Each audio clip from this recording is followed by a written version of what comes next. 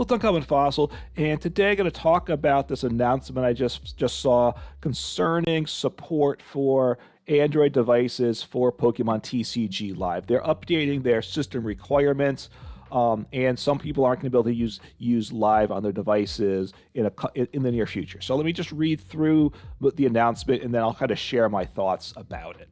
Hello, trainers. The upcoming update to Pokemon Trading Card Game Live on February 18th. February 18th is a Tuesday, and they always do the updates on a Tuesday, so a typical Tuesday update. We're ending support for Android devices with 2 gigabytes of RAM or less. So if you have 2 gigabytes of RAM or less, you're not going to be able to play Live on your device. Now, okay, well, I'll give my commentary in a couple minutes here. By doing this, we're able to streamline our development process and focus resources on supporting newer operating systems and technologies. Users on Android devices with more than 2 gigabytes of RAM and iOS users are not affected and don't need to take any actions. They're going to end support for these affected devices the end of February. Makes sense because you can't actually play the game on it, and I think you won't be able to access Live on your Android device if it doesn't have from the Play Store if it doesn't meet the new RAM requirements. What they say here, which is also unusual, a bit. Let's see. Trainers using affected devices will no longer be able to access Pokemon TCG Live, which is what they said, or their Pokemon Trainer Club accounts on those devices once the update is live. If you have a device that with 2 gigabytes of RAM or less, you're going to need to get a compatible device with more than 2 gigabytes of RAM, an iOS, an Apple phone, an iPhone, or a desktop device to continue playing Pokemon TCG Live. And before you upgrade, make sure to save your account's login information somewhere so that you can log back in to your new device. Okay, so digging into this. All right, so February 18th, they're ending support for Android devices that don't have more than 2 gigabytes of RAM. Look, first, if that's what you have, I understand you're in a difficult situation. So I'm sorry about that. I'm an Android user myself. So I have phones and I do have tablets. I have good phones and I have cheap tablets usually. That's kind of and some of the cheap tablets I can't run these games on. So I'll just say that. But I can watch I can stream Amazon Prime on my Kindle Fire and I'm happy. But playing these games doesn't work. So that you just take those trade-offs for getting a cheap device. So first off, comparing to another game here, this is Magic: The Gathering Arena. It's a very good trading card game, online trading card game. It's very well developed, has a ton of game play modes and stuff. It's really great. Obviously a different game. It's Magic: The Gathering versus Pokemon, so you got to decide what you want there. I do some of both. The one thing is Arena is highly monetized, so that's a huge difference, which is good and bad. Obviously it's monetized. Getting access to cards without spending money is limited in it for sure. But because of that monetization, the game's really developed. So if that's the plus, and the good and the bad of it. So anyway, they have their own minimum specs, and this is the minimum specs for phone devices. There's other pages with computers and such as well. So they give a list of supported devices here. iPhone goes back to iPhone 8. Anyway, what they say is for Android, you need to have Android version 6.0 or newer. That's Marshmallow. It's somewhere in the teens now, I think, the newest version.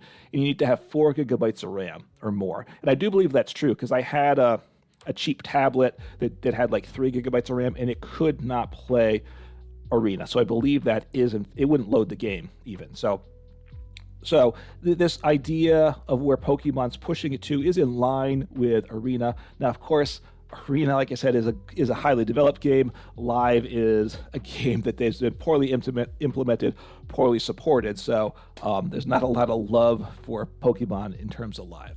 Okay, so they say they're doing this to streamline the development process and focus resources on newer systems and technologies. I mean, that makes sense. At some point, older things can't get supported. And as you try to make things that work for older systems, it limits what you can do for newer systems. So I get it. Now, part of it is because they've done such a bad job developing Live, I'm not sure that they don't really have the resource to focus on newer things. That they're just trying to streamline development process. Development process has been a train wreck, is what I'd say, and their resources are inadequate. So it may help things, but it's not really going to help. It's just getting them out of a problem. So I don't expect things to get better for everyone else by doing this, but it is what it is. So one of the things that's unusual here, which I was surprised by, is iOS users don't need to, or there's no minimum requirement for your phone. So a couple reasons for that I'll share. Like I said, look, I believe I'm an Android user. I like Androids. I like Androids phones. I like Windows. So I'm happy with that. But the reasons why is why iOS phones are different. First off, iOS is a little more efficient with memory. Some people say it's a lot more efficient. Some things say it's not that much more efficient. Part of it's because Apple is a closed system. iOS only works on a very limited set of chipsets and such. So they're able to control things much better. With Android is very open-ended, designed to work on essentially any hardware and can be implemented in many different ways. So Android's more versatile.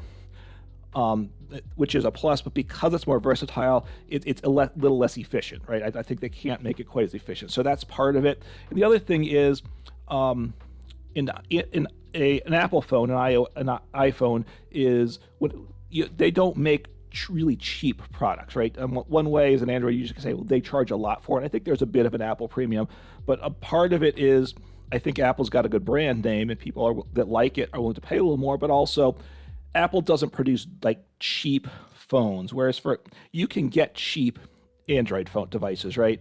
That work okay but not great. So therefore, even today, you can get Android phones with very minimal system resources that aren't going to work well for things like gaming. So whereas with an iPhone, it's just an iPhone is better than probably half of the Android phones being sold. It costs more, but you're also getting something better. So there's a lot of cheap Android devices out there. So that's why Android is a little more vulnerable to compatibility issues than iOS as well. Part of it's iOS is a closed system, can be more efficient, and partly iOS phones aren't super budget phones in the first place.